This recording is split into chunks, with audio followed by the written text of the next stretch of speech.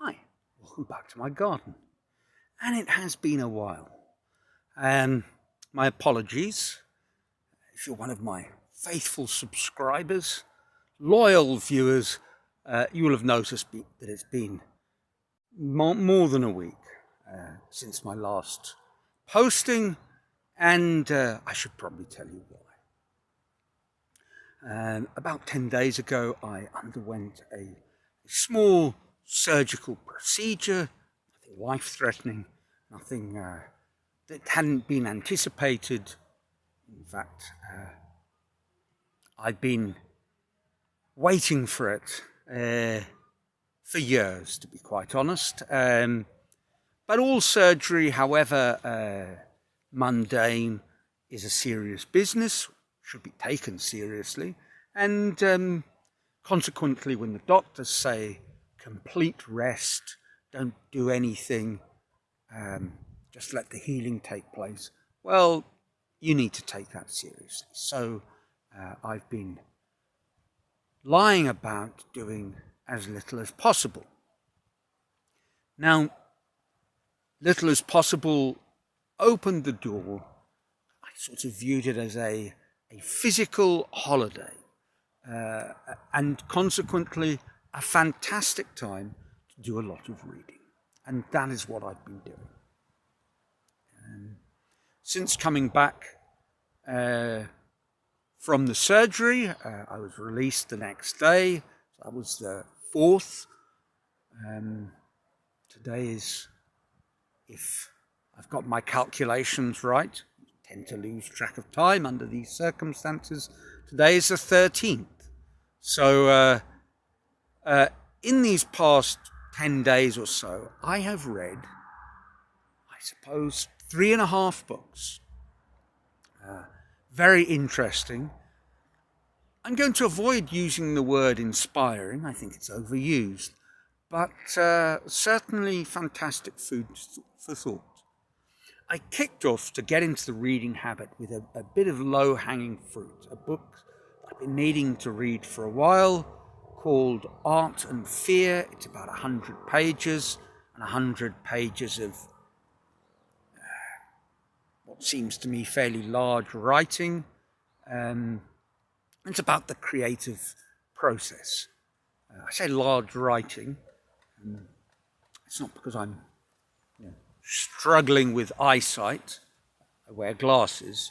But it certainly isn't. There aren't a lot of words to the page. But the words are very, very carefully chosen. And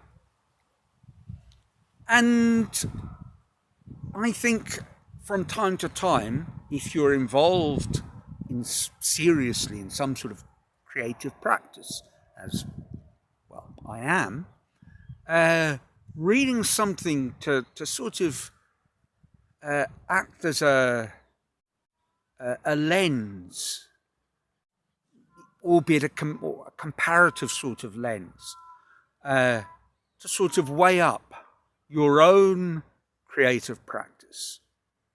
Well, that's worthwhile. Now, I'll be quite honest. I can't really say too much about the book. I've read a lot in these last few days, and I enjoyed reading it.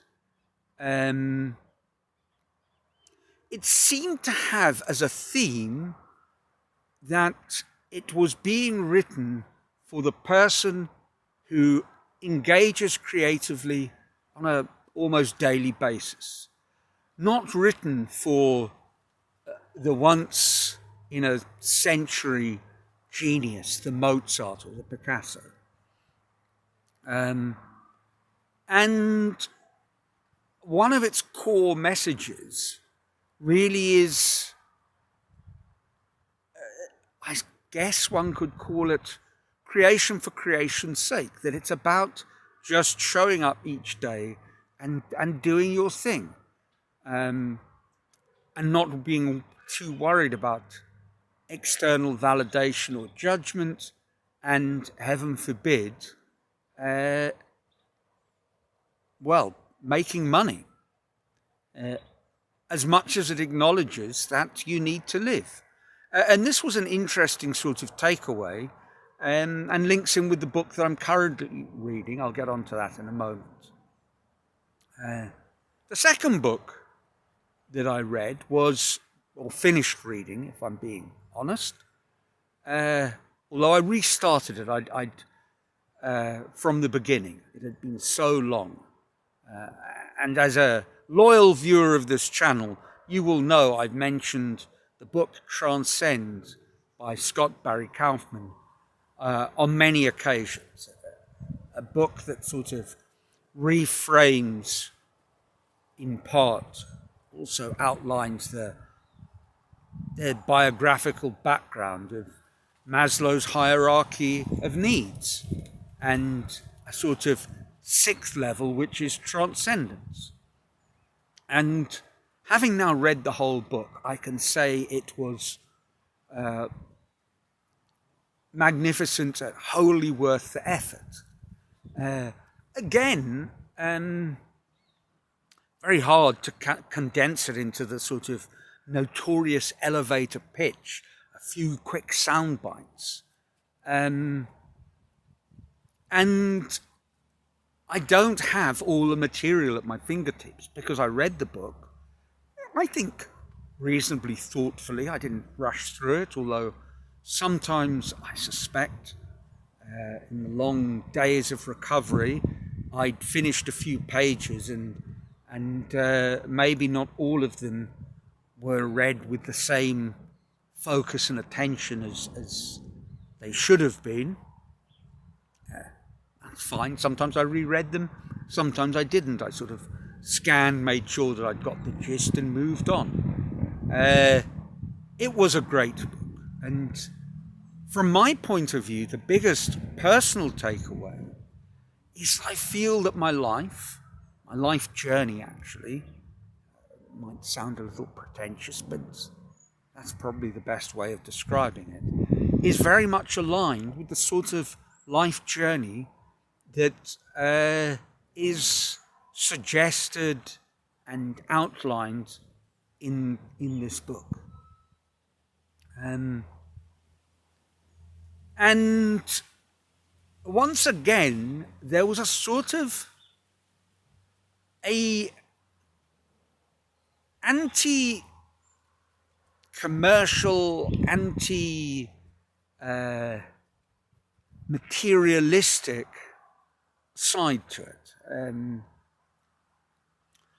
Now, if you've watched all my videos and can remember back a few months, not suggesting you necessarily need to, if you didn't watch all my videos, check out my page and find them.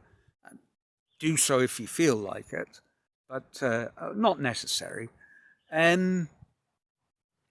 One of the key ideas in this book is that there's these sort of two kinds of needs. What he calls deficiency needs, and then D needs, and B needs, being needs or growth needs. And he fits them into a model where, rather than seeing our needs as a hierarchy, beginning at the basic physiological level and ending with the mystical self-actualization, he provides a different model. And he does emphasize that Maslow himself never presented a pyramid. That was the work of some industrial psychologists, management theorists, very far from the sort of humanist psychology of Maslow. But Kaufman's model for presenting these ideas is a boat, and the hull of the boat that enables you to stay afloat are the deficiency needs. And these are things like our basic physiological needs, our connectivity needs, security, and basic self-esteem. And the growth needs are these things like self-respect and ultimately self-actualization, which is sort of realizing the person you are meant to be. But he then outlines ideas that Maslow was exploring towards the end of his life, this idea of transcendence, where you go beyond the self. And he points out the problem of sort of over-fulfilling our basic needs, that when our life mission is just continually sort of cycling through, wanting more stuff to satisfy these basic needs, and not really recognizing, I guess, that enough's enough. Having met these basic foundational requirements, it is time to move on. But there is an idea that expressed very clearly, eloquently, the flaw of eventually becoming trapped. You need something to meet a basic need, but then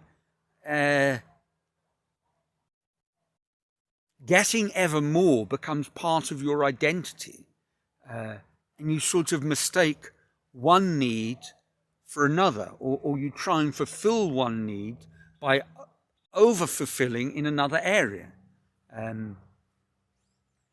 That becoming a richer or more successful person will somehow satisfy these deeper, more spiritual needs, and of course it doesn't. And very interesting. I will revisit the book. I suspect I probably need to read through it, and if not script a video, read through the book and sort of flesh out an outline to speak in a less waffly sort of way, which I guess I have.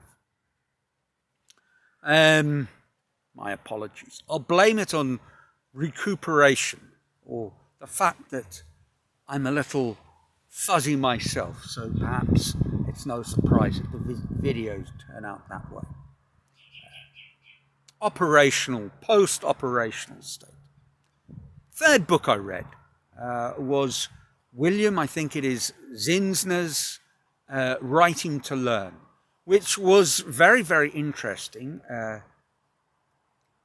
At the core of the book is an outline of a course that he developed. He'd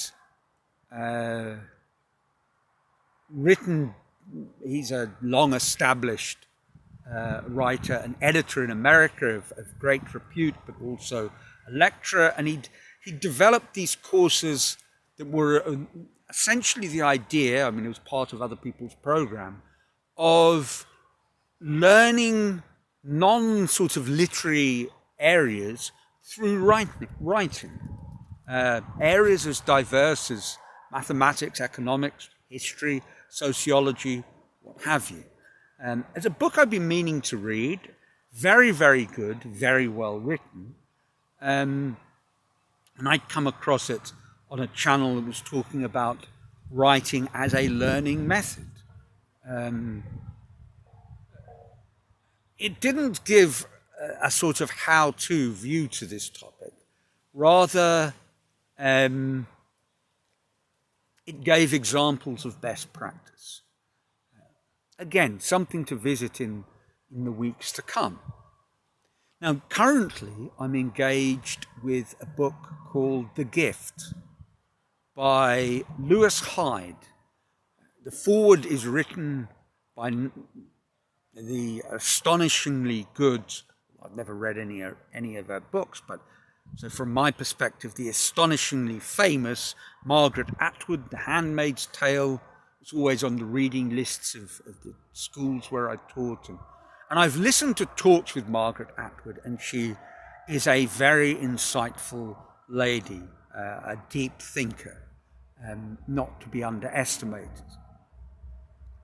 And she stresses that The Gift is a book that all creative people, and perhaps all people, should read. And it is proving very, very interesting. Now, I haven't finished it, so I will say no more than that. Leave it as a sort of as tantalizing bait for future videos. As you can tell, I've got a lot of material that needs unpacking. I have, I guess, moved on from my comfort zone series, although I have been in a comfort zone, lying on my bed, recovering, very comfortable. And that is where I'm going to return right now. But I thought I'm strong enough to make one film, and posting it, well, at least you'll know I'm alive and recovering. So that's it for this week. As always, I trust your lives are filled with joy. And until next week, from a sunny late afternoon Brazil,